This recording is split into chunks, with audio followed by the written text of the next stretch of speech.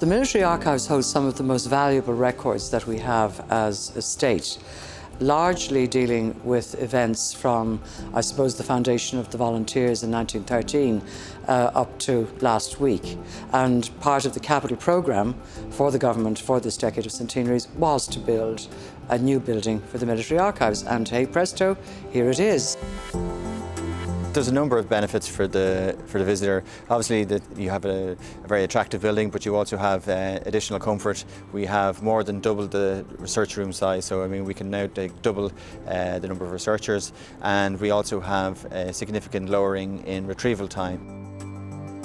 The records of the Irish Revolution are amazing. They're quite unlike any collection in any other country that I know of. They're amazing in their depth, in their breadth, in what they tell us not only about the independence struggle and the Irish military, but about the lives of those who fought and died, about the lives of those who fought and survived, about Irish society generally. They're absolutely extraordinary.